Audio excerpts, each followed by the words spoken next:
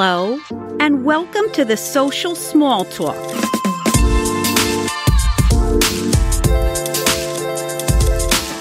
Hey everyone, this is Audra Brim, and I am so excited that you've joined me for this episode of the Social Small Talk. I'm the CEO and founder of Brim Media, and I have dedicated my professional life to helping the beauty industry navigate the digital space.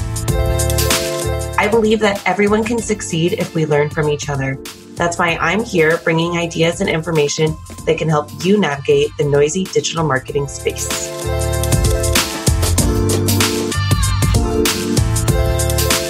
Hey everyone, and welcome to this week's Social Small Talk. I am excited because I have someone that I look up to in the beauty industry, probably more than she knows because I stalk her a little bit too much. She's probably going to be like, great, Audra, thanks a lot. But she has so much value add to the beauty industry, and I know you'll know who I'm talking about, but I want to introduce Alison Alhamed of R&Co, and she just is so amazing. And Alison, I just want you to kind of briefly tell everyone, you know, people really do know you from Modern Salon Magazine, and I know people know you from that, but you've done so much in such a small time at R&Co that I'd love for you just to explain a little bit more about what you do. Thank you so much for having me this morning. What a fun way to start the day. When you and I first met, I feel like we instantly clicked, and then we had the best trip ever to Italy with one of your clients and just got to spend so much time together, and we laughed so much. So it was nice to be able to start the day with you today. I need a happy face. Crazy 2020. So I had been sort of flirting with R&Co for some time. As the editor-in-chief at Modern Salon, I was able to work with the best brands in beauty and really get involved with their marketing teams, their educators, the stylist network, and really kind of had my pick of the litter of where I wanted to go when I was ready to make the leap with the next step in my career. And I hadn't really been looking, but the only brand that kept really kind of emerging as one that I wanted to keep really close was R&Co. I worked at Modern for 12 years. So I was around when luxury brand partners really started to gel up, when it was a concept to when it was a dynamo, and getting to know the team really well, getting to know the products really well, getting to know the personalities really well. I was in love with this brand, and I hadn't even tried the products yet. So once I got my hands on R&Co products, because like they're incredible with branding, like their packaging is so beautiful and cool and unique, and the team is so incredible. I joke about Milk Bar, you know, the bakery that I'm obsessed with. I fell in love with Milk Bar before I even tasted it. And so like I'm a sucker for good branding, and R&Co is just so spot on with branding and doing it right, and their positioning in the market. And they just, LBP, the parent company of R&Co, they just do things well and so cool. And they invest their time, energy, and efforts into the same things that I believe in. Like right now, sustainability is so critical to the brand, and coming out with eco-friendly packaging, and they're vegan, they're gluten-free, they're Leaping Bunny certified, like all the things that I love about this brand, that once this opportunity popped up, where I knew that I would be able to make an impact, I couldn't turn it down. So ultimately, the best 40% of my job at Modern Salon is now 100% of my job at R&Co. So I manage all the social communities. So from TikTok to our podcast, Instagram, Facebook, Pinterest, all of those things were on the agenda for me taking on this role.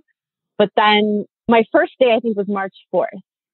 Literally the same week, the world changed with coronavirus and the US's response to it. So I'm so fortunate that my first week on the job, I was able to go to Miami, the headquarters, and I got to meet the team and meet the co-founders, Garen, Howard McLaren, Tom Priano, and spend time with the Legends Miami tour. And then I came home and I haven't been in the field since. So the job initially was VP of community and social media, and it's transformed into also coming up with innovative digital ideas with the extended team to help salons make money if their businesses are closed for shelter in place. So we launched the affiliate program called R&Co Love. And I've been spending most of my days here training salons and stylists on affiliate marketing. So using their social media platforms to sell products that support their small businesses. So taking content that converts to sales and coming up with fun ways, because it's intimidating for salons to think of themselves as a competitor to Amazon, coming up with different concepts to build their following for them, helping them kind of become rock stars both within their community and then getting the attention of people all around the country, because with affiliate programming, you're not limited to your geographical zip code. You can sell to somebody in a different state. So really just talking about content, community, connection, it's been crazy, like crazy. I can't even imagine. I remember seeing you switch from modern to R&Co, and all of a sudden, like you said, it seemed like the world blew up. And what's funny for us is like, I even wrote you like, oh my gosh, I can't believe it. And you were saying how lucky you were, like how amazing it was. It's crazy. And as digital marketers, we do have to be innovative. And I do say that because I feel like no matter what's going on, you have to be innovative. But now, especially in the beauty industry, it takes on a different level. And when you're talking about affiliate marketing, especially for salons, I love that you're helping salons be able to get to that, because it is intimidating, right? Like everyone we talk to is like, well, Amazon's the beast. Like I'm never going to be able to compete with Amazon. But at the same time, as marketers, we know consumers really do love the story, the people. You even said you fall in love with brands by their branding, not necessarily by their product. And that is very valuable when it comes to consumers. And people want to help their local salons. They want to help the local businesses, even brands as well. I mean, we're looking at a time that if you have human interaction, people care about you much more than if you're very robotic. I'd love to know from you, as you were, again, in like your first, second week of the job, when you were trying to think of different ways to pivot, what made you realize we need to pivot in this direction? Was it that you were starting to hear all of these things from salons, or is it just something inside of you that's just like, you know what, I know we have to do this? R&Co as a brand, long before I joined, had plans to do an affiliate program. And when salons went into lockdown, everything stopped to make this happen. And I was in the right place at the right time with the right people. So it wasn't my idea. And I'm so honored to have been invited to the table to talk through what makes sense for us as a brand and for our industry as a whole. I got to listen in on and contribute to the conversation about affiliate marketing. What do salons need most? They need cash, and they need it now. I was in the meetings with the president, Dan Langer, and he said, okay, what do we think? Like traditional 30-day payout, does that make sense right now? And the answer from all of us was no, it doesn't. They need money now. So we pivoted and did every Friday payout, direct deposit, which is very unusual. Often it's a 30-day net turnaround after selling, to figure out returns, figure out all that. This was 7 days. And we raised the commissions from a traditional 20% program to 40%. We are also coming up with flash sales frequently, so that, because like the reality is affiliate marketing, it doesn't sound sexy. It can be confusing if you've never done it before. So the very first flash sale that we did at R&Co, and we're not known as a brand that does like a bunch of sales, we did a liter flash sale. So our liters of shampoo and conditioner were buy one, get one, which is like legit unheard of for this brand. Literally. But it helped. Never. So it helped owners see the potential. Once they started posting about this liter sale and they saw their clients going crazy and they saw that money coming in, their eyes were open to the power of affiliate marketing. And I think that really helped make it successful from launch Since we launched in March, we've paid out $750,000 in commissions to salons from the program, which is just so exciting. It's so cool. It's a lot of money coming out and supporting. We can't do what we need to do without them doing what they need to do.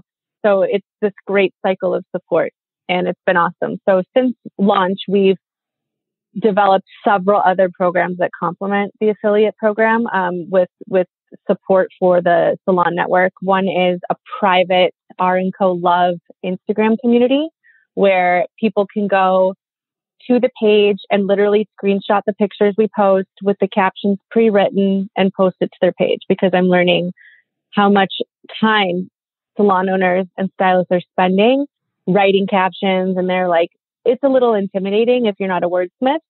And so we do the work for them. We also launched an R&Co Love affiliate program guide. So there's easy to access Dropbox folders of pictures and pre-written captions and business ideas all on there. And then we also launched the virtual salon series class, which is a by invitation only class for the R&Co network. It's every Monday, 3 hours every Monday. It's called IRL to URL. So the virtual salon series program. So it's all about how to stay connected when your salon doors are closed, how to use affiliate links to help support your small business, and kind of like troubleshooting all of it from, I do the social media content. So we talk through and audit your social pages. And then it's really kind of looking at goal setting. So like, what's your rent every month? Your rent is here. Here's how many sales you need every day to hit your rent. And salon owners are like, I only need 1.5 sales a day and my rent is paid for. So it's just kind of talking through those things. And I think once the world started to open up again, I was very happy that we didn't lose momentum with the affiliate program. But just as of yesterday, California just locked down their salons again. And so we're going to continue to see this unfortunate open, close, open, close, open, close. And the one consistent is this affiliate program, and really looking at your online presence as a way to keep your business thriving, even if your doors are closed. And so we're hoping that this isn't just like a stopgap when this is going on. We want it to be exciting. We want it to help salons. We really want them to look at themselves as online retailers. So that's really been the focus. And again, I love that this is a brand that does what's right. And the whole 7-day payout thing with aggressive commissions was very exciting to me. Well, and I think a big piece of this, and this goes back to, I say this a lot about being human and humanizing a brand, is this showcases, it's just, you're not just this big brand, right? Like, you guys have hearts, you care about people at the end of the day. It's not just about money. And I think sometimes, especially in the beauty industry, it becomes like, all right, how much money? How much money? We need to keep growing. And it's more about giving back to those that really help you elevate your brand as well. I think affiliate marketing, like you said, it's not sexy. It doesn't sound sexy at all. It's not like this great thing that you can put up and everyone's like, oh my gosh, this is amazing. And a lot of the times we think about like 7 years ago, 10 years ago to a different affiliate marketing and how that all played out. So if you were a brand that's just trying to pivot, or even salons that are thinking about like, what can I do better right now? We're in the COVID stage right now. And like you said, there's going to be a lot of openings, closings. We don't know what's going to happen in the next year. 2020 has definitely thrown us for a loop.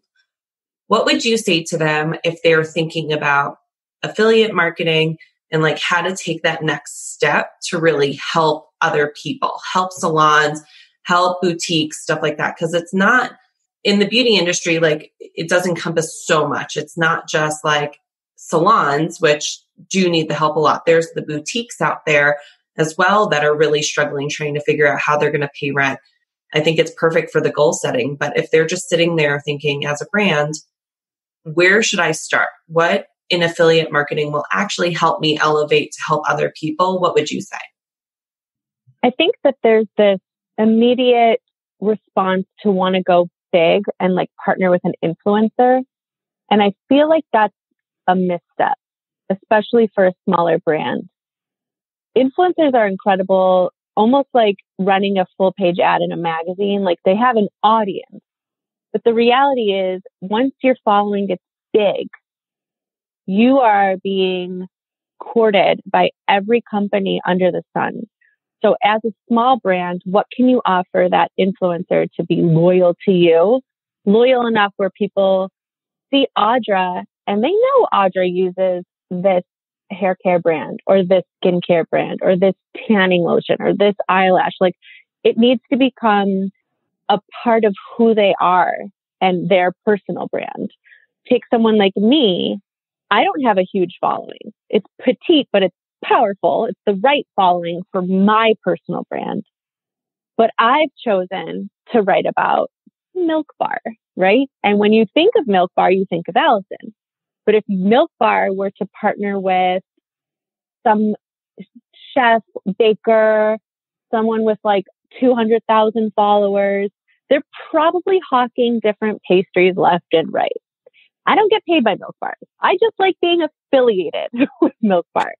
And so I think because I don't have a huge following, right? And because I'm not being courted left and right, the bigger the influencer, the more you have to shell out dollars, incentives, higher commission. Like, so if I was a brand, I would think about who are my, you've heard this term before, raving fans, who is obsessed with me, is eager and wants to work with me.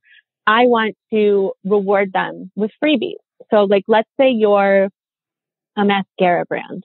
Maybe don't partner up with like the biggest makeup influencer out there who's posting about everything under the sun for dollars. Maybe look at like someone who's just trying to get noticed. Maybe they have 2,000 followers, but they take great pictures or great videos. I would like partner up with them, and their audience knows that whatever products they're talking about, they're likely authentically talking about those products. So I'm all about that micro influencer. Whenever we do programs with influencer sampling, I like to have a full range of people, following, finishes. So if you're really assessing where your dollars are going, I wouldn't look at partnering with like a big time influencer. I would look at how can you get people who love you authentically within your family? How do you keep them there, keep them loyal, and then reward them? And rewards don't always have to be dollars. They could be free products. It could be opportunities, like not just for exposure, but for learning. Maybe it's education. Maybe it's giving them products before they're released so they feel like they're in the know. And it's sometimes people just want to be acknowledged and affiliated. You know, I remember when Dyson launched their blow dryer in the pro market, and people hadn't even tried it, but they wanted it because it was Dyson. And they know that if Dyson was going to put something out there, it was going to be good, right? I would just take that similar approach, like really be selective with who you work with. And if they love you already, show them some love back. I couldn't agree more right now. And I'm like scarily like shaking my head. Yes, yes, yes.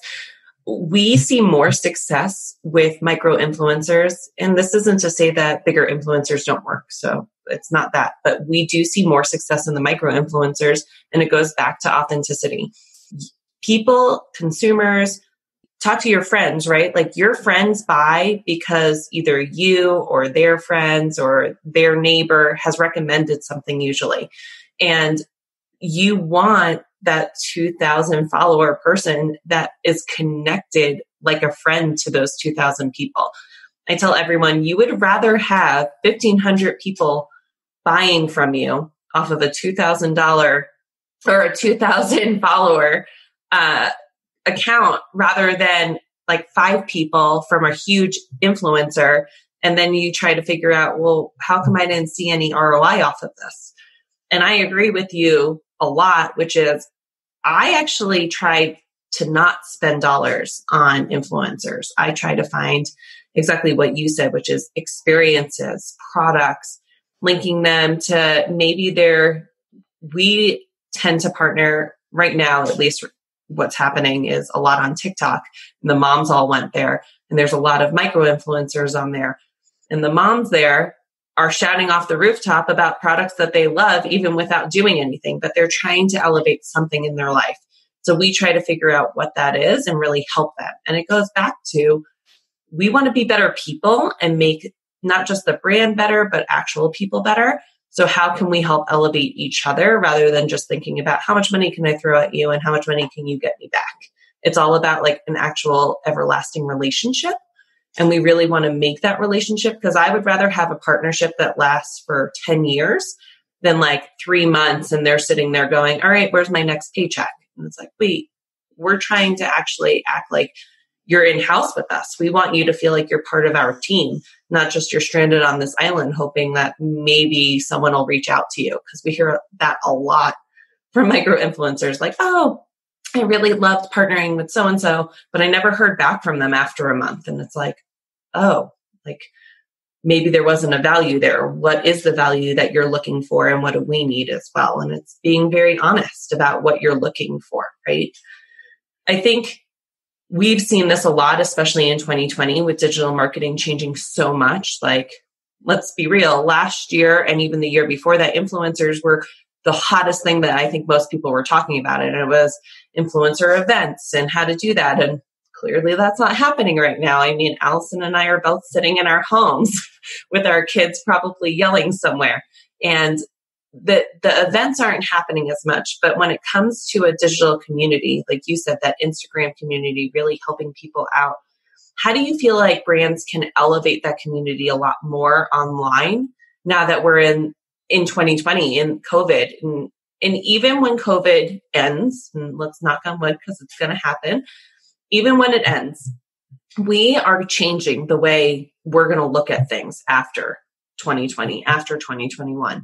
So how can we really form this community on digital? How do you see it happening for other brands to make sure after COVID that we're still part of something, that it doesn't just go back to, all right, let's all go back to all these conferences and all these events. It's like, we could still stay home and help each other out. How do we do that?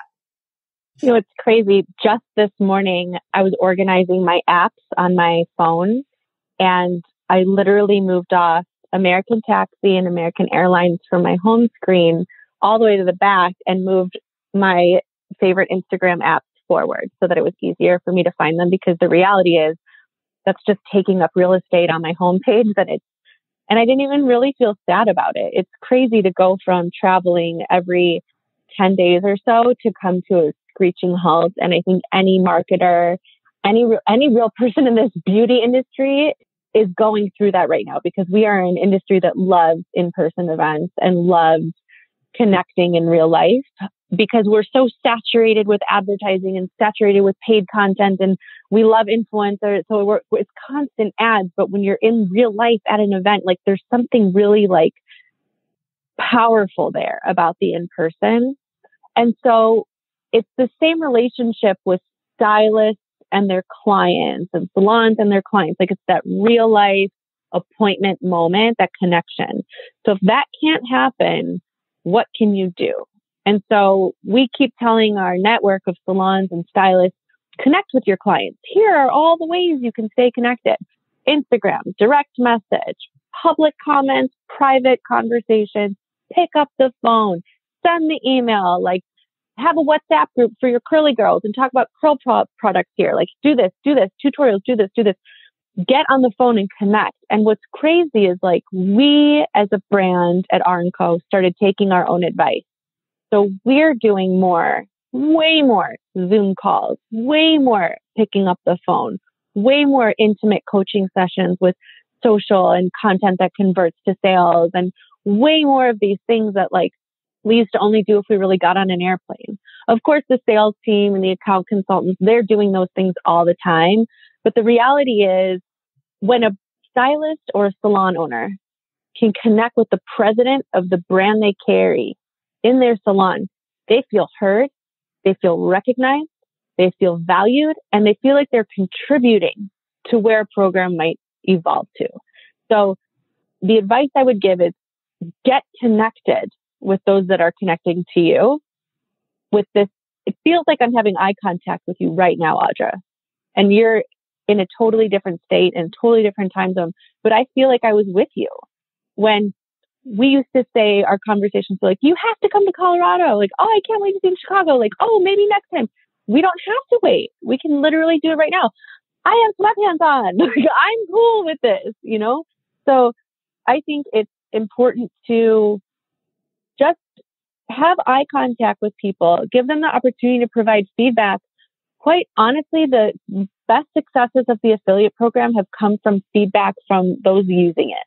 That's the best part about social media even, is you're able to hear what your audience wants from you. And if a product launch is going to be a flop before you even release it, like, you can gauge those things differently by putting it out there and asking for feedback. So that's the advice I would give, is keep connected. When I was at Modern Salon, I was able to form really great relationships based on the internet connection. I would take a meeting and then immediately go and follow that person. And all of a sudden I know more about their life. I'm connecting with them. Like, the professional wall starts to drop a little bit, and you're able to have like a friendship with somebody. The next time you see them in person at a meeting, you can say like, oh, how's your doggy? I saw you got a new puppy, or congrats, your kid got into college, or whatever it is. Like, you're able to connect. And I also feel like it's less formal connection. And so you're able to, you know, if it's a salon and a stylist, like, they're not on a laptop all day long. They're talking to clients all day. And then at night they go home and they're on their phone. Like, they might see an email from the president of a company and it's written formally, and they feel like they need to wait until the morning to respond and like read it and spend the time, and then they get busy. So I feel like on Instagram, like, DM, comment, like, and you're more easily able to informally connect, which helps that right to advance. Like, it advances the relationship in a way that doesn't feel salesy. It just feels like you're making an effort. So I'm all about that. I love that so much, especially with not just, and not the tedious, like, oh, I have to go in and comment today. It's like, no, you actually care. You want to connect with people that either want to buy from you or just a relationship. Like, Alison said this earlier, but her and I went to Italy together for a client, and we laughed so hard, and it actually had nothing to do with work, but we've just kept in contact ever since because of how much fun we had. I mean, I've never wanted more gelato in my life like I did from that moment. And it's just true. It's that connection. And I think pre-COVID, a lot of us were getting sucked into like the beautiful Instagram feed and how it needed to look perfect and everything like that. And I say there's like a big shift, and it goes back to, like you said, you're in sweatpants. I stopped wearing pants and only wear dresses because I have gained the COVID-15 and literally can't put pants on. So still stuck in dresses. But for me, it's more about making sure you don't need to be perfect. Like, you're in your sweatpants, you're in your house, I'm in my house. I literally have holes in my wall because we were going to redo our office right before COVID hit, and then COVID hit and we just got stuck. But no one cares anymore. And when we get out of this, we've seen so much of people and how they've pivoted and how they've changed and almost how they see the world a little bit differently, that at least I hope as a marketer, that we don't go backwards. I want us to go forwards into, and I say this a lot, which is being very authentic, being human, but really showcasing like who we really are rather than who we want people to see. Because who we really are is usually why people either buy from us or want to be our friends or connect with us and have lifelong relationships. So when you're DMing, when you're actually doing that, it has to be with people you actually want to communicate with, not just because you feel like you have to be forced to do so. And I think that's perfect, whether you're a brand or a salon or a boutique. You want people to shop from you or for you on e-commerce or in a store because they get you, not because you just have to have the money. And I get it. Like, money right now, especially, is very important. It keeps us afloat. It keeps things going. It helps your marketing budget. There's just a lot of things that it equals to. But you want those, and you said it too, Alison, which is you want those raging fans. You want those people that care so much about you that they're going to literally walk outside and a friend's going to say something. You're going to be like, did you hear about Milk Bar? Again, I literally have never even had milk at all. And it was the first thing I said to Allison today off of her, because I just know that she's obsessed and I now always want to try it. But it's because a friend likes something. It's Audra Brent here, taking a quick break. Thanks again for listening. I just wanted to let you know about the offer Brim Media has put together called the 6-Month Strategy to Grow Your Business. This is your chance to have a tailor-made 6-month strategy to grow your business online. Think of us as your digital partner. We work with you to create a cost-effective success plan for your social media and digital marketing efforts. To learn more, go to www.brimmedia.com/6-month-custom-plan. I can't wait to hear from you, and we look forward to working together.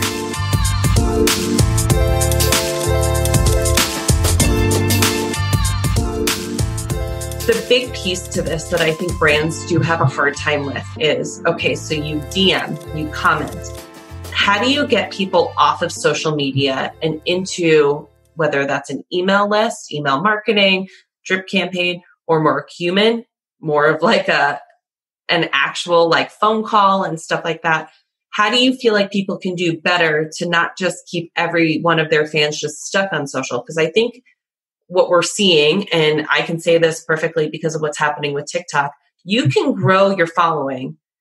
Tomorrow is never like set in stone. Like, unfortunately, things can happen. TikTok can be shut down. And everyone that you had there, if you didn't get them off of there, is just stuck there. Like, you didn't put in the effort to make sure not only are you having that communication, but that relationship off of social media as well. So as digital marketers, I know you and I take a lot of time to figure out, all right, what is the best way to get these people from point A to point Z? What would you say to brands that are just struggling right now? Like, they don't know how to ask for an email or how to ask for a phone number. What would you say? When I was at Modern Salon, that was a big focus with the executive leadership team was Instagram is amazing. Facebook is amazing. However, we don't own that audience. Instagram owns it. Facebook owns it. We're renting. And when you are posting on Facebook and then you're boosting and you're boosting and you're boosting and then a post you don't boost, like, you can see a huge difference with your reach. And then all of a sudden you're trapped. And if you have something to say, you need to throw some cash at it to make sure people see it. And so the value of having multiple streams of communication, multiple delivery vehicles is critical. And I think you can use your social platforms as a way to drive those other initiatives. At R&Co, we do monthly partnerships with brands that are aligned with the same mission as ours. And we do giveaways. So the last giveaway we did was with Pink Pewter and their hair accessory company. I love them. They sent the product here. I took some photos of it, and the two of us posted at the same time, the same caption, the same rules. And it was a follower-based giveaway. And that was extremely successful because we saw a big spike in following. They were very excited because people that like R&Co will likely find something to like at Pink Pewter and vice versa.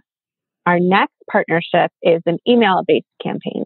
So we partnered with several other brands, and that's happening this week, where we are emailing our network.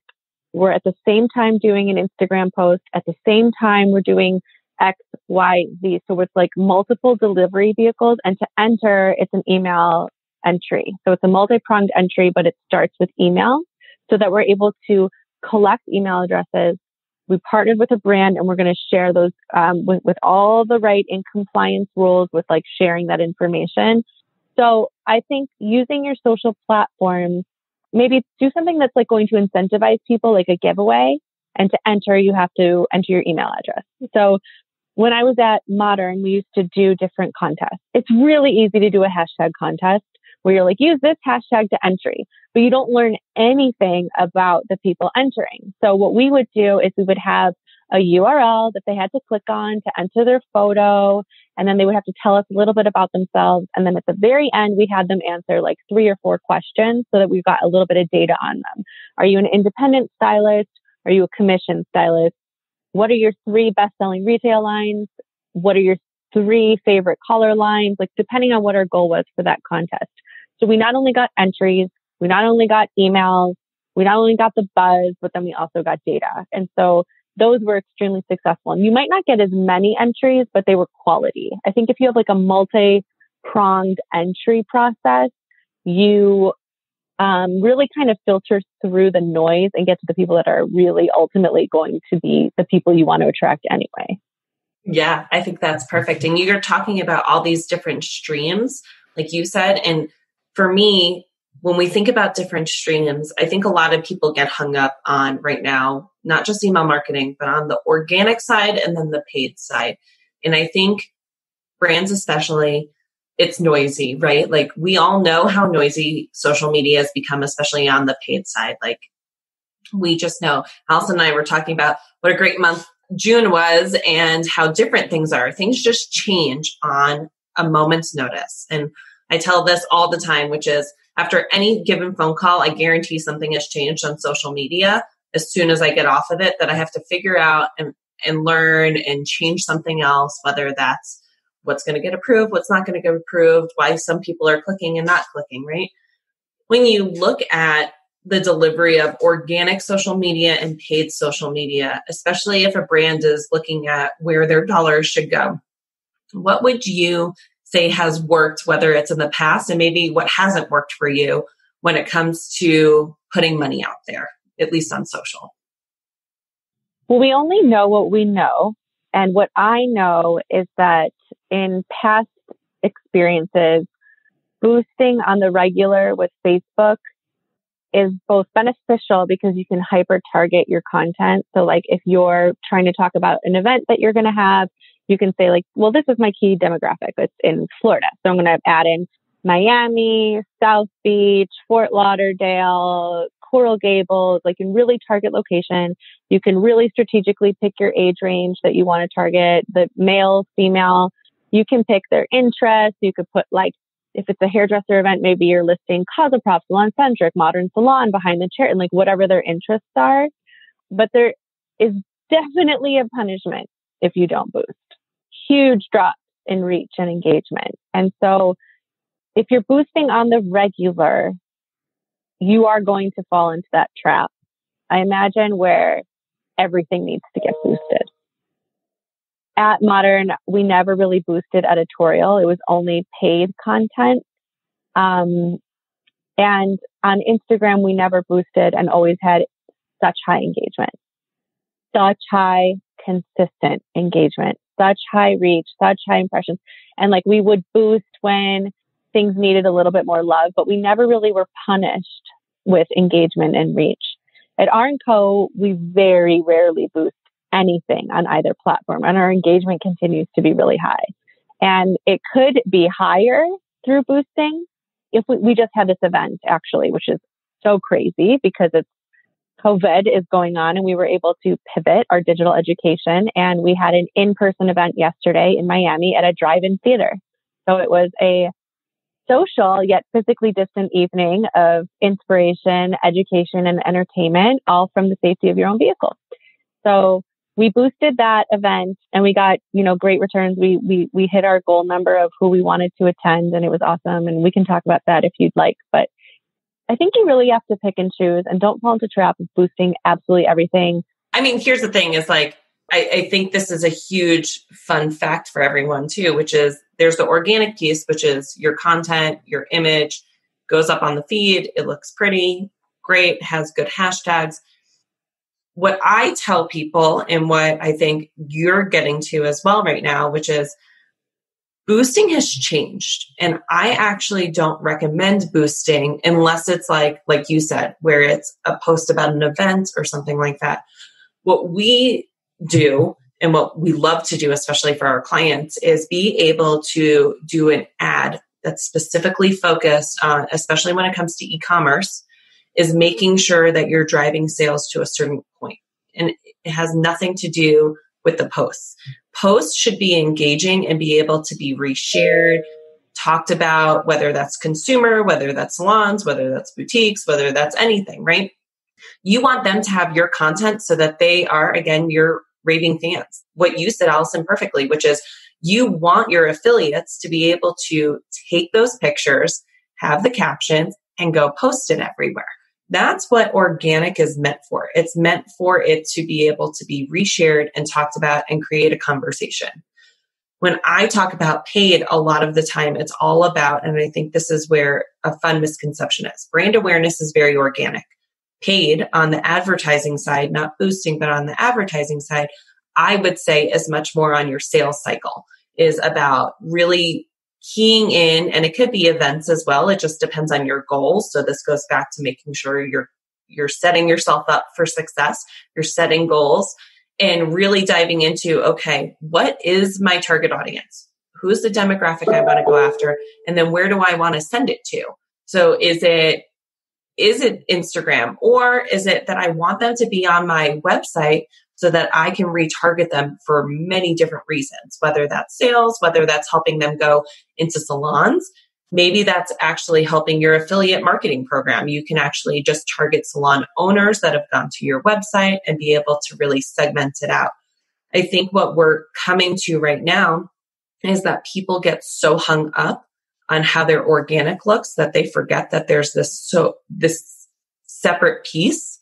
That yes, the organic piece, the brand awareness piece needs to be there. You need to look alive. I know as a consumer myself, if I get an ad, I immediately go to their page because I want to see, one, are they real? Because I know you're shaking your head, Alison, which is we all get advertised by companies that just started like a week ago and drop ship from different places and stuff like that. I want to know this is a real company. So you want your brand awareness to showcase that. But then on the paid side, you want to make sure you're actually targeting the correct people to be able to elevate other things that you're being able to show. So I agree with the boosting 100% because it's like, I think people go down the rabbit hole of going, why am I not getting any return on my money when I boost? But in reality, that's not really for sales. It's just your brand awareness. And I don't know what your thoughts are, but because it's changed so much over time, but vanity metrics, like how do you feel about followers always increasing and engagement is currency on social? So that's besides the point, but like the followers beforehand, it was such a big deal, but now how do you feel about that? Is that still a big deal that you would say, at least as a brand? Yeah, I think followers matter. I'll give you a personal anecdote. My husband recently got all of his childhood video cassettes back from his mom because everybody's doing their cleaning, their coronavirus editing of their lives. And he brought them all home and he wants to digitize them and he wants to archive them and then, not be so worried about the actual physical cassette tapes. And so he found a program online and where they essentially mail you a prepaid address label. You put your cassettes in a box and you mail it off to them. And then they email you your link to download everything. And it sounds awesome. But when you're mailing your most precious memories that are irreplaceable, we want to vet that company. And what was my natural instinct? I went to their Instagram page. And I went and I saw their following. It was okay. It was 40,000. And although it's not minimal, it wasn't massive, but I had never heard of this company. But I'm okay. So then I went to the comment section and I was reading the comments and that was reviews. If people are pissed off, they're going to tell you and tell the world as a brand. And that's where they go, is the comment section.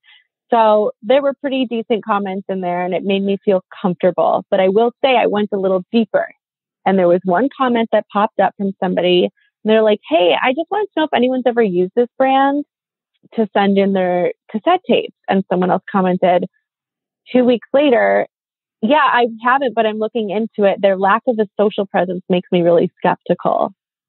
And we all know how important social media is within your marketing mix. It's not everything, but it's really important. And I feel like people used to Google something to find out more about a company.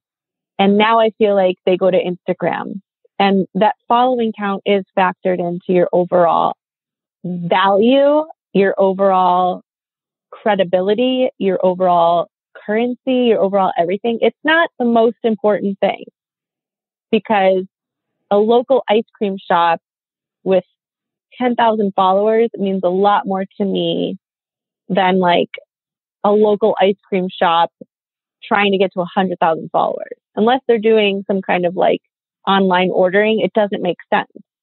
So even 1,000 followers, even 600 followers, if you think about social media and you're following like you're at a party with a microphone, 200 people in one room is a lot. If you can speak to 200 people, that's amazing. And if you can get those 200 people to each speak to 200 people and like keep that message going, even better. So we haven't really talked about Yelp yet, but Yelp is so important when it comes to a small business and soliciting reviews. Sometimes if you Google somebody, their Yelp page will pop up before their website pops up. Mm-hmm. You know, just like if you Google me, sometimes my LinkedIn pops up. So even though I'm not looking for a job, I keep my LinkedIn refreshed in case someone listens to this podcast and is like, who's Alison? And does a quick Google, my LinkedIn's going to pop up. So I think it's important that you keep everything current. You focus on cleaning it up. Even if it's not your most important thing that you do, I think it's important that it's within your overall mix, that everything is nice and tidy if it exists.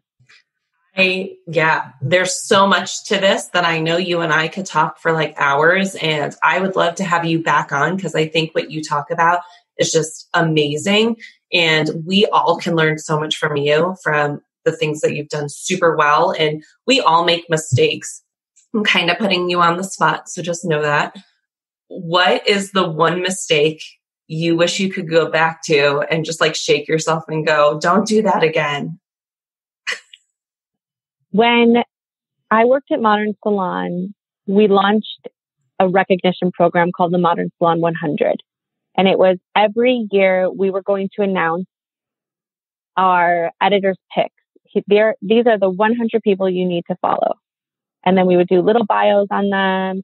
We would interview them. Like, what are your favorite products? How did you make it big on social? What picture did you post that was most viral? And then we would publish them in the magazine, release them online. It was probably one of the most rewarding parts of my career because people would message us and say, this changed my life. Like all of a sudden brands are contacting them and people are going through the Modern Salon 100 like it's a Rolodex of the who's who in the industry. You know, and when I left Modern, though, every August issue is the one that I brought home with me. And that's where we would debut the Modern Salon 100. Like it's important. It has weight. When we first released it, we DM'd everybody and said, like, congratulations, you've been named to Modern Salon 100, which means you've consistently stopped our editors' thumbs in their scrolling tracks. Like, feel free to update your Instagram bio with this recognition. And then we said something like, it'll put you in the cool kids club. And that's not what we meant. What we meant was, put this in your Instagram bio, shout it from the rooftops. This is amazing. Congratulations. Out of the hundreds of thousands of people out there, we want to celebrate you. But it wasn't a popularity contest. And of the 100 people we messaged, I wish I could go back in time and never use the phrase cool kids club, because it's designed to be positive and inclusive, not exclusive. So I think weighing your words carefully is so important, especially on a mass level, especially if you're reaching influencers or even just your fans, your followers. Make sure they're hearing what you intend to be said. And although it didn't bite us as hard as it could have, there was a little bit of a negative reaction from a couple people that required some thoughtful response. And it was a learning lesson. So what I say is, read this as though you're trying to poke holes in it. And sometimes I'll rephrase a sentence in a DM or in a public comment or caption. So read it the way someone who would want to take you down would read it, and maybe give it another read. That's my advice. We all make mistakes. I love that you are willing to share one of yours. We're at time, but Alison, do you mind just letting everyone know where to follow you, where to follow R&Co, and be able to get a hold of you if they want to ask any questions after this? I would love that. So my Instagram handle is my name, which is Alison Alhamed, ALISON ALHAMED. And I'm on DM all day, every day. In fact, it's probably easier to reach me over DM than it is on email or phone. So I encourage anybody to reach out and ask any questions. And my brand's Instagram page is at R&Co. So RANDCO. Perfect. Thank you so much. I can't wait to have you back on here. And I really appreciate everything you've talked about with us. Thank you. This was so much fun. I really appreciate you. Thank you.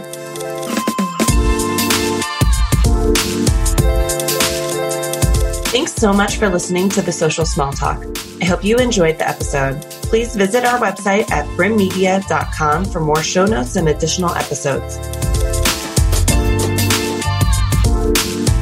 If you have time, please subscribe to the podcast and consider rating and reviewing the show. It always helps other people find us. By the way, I love hearing from listeners. So send me an email at audra@brimmedia.com with your feedback. And if you send me a question, maybe I'll read it on the show. Don't worry, it'll be anonymous.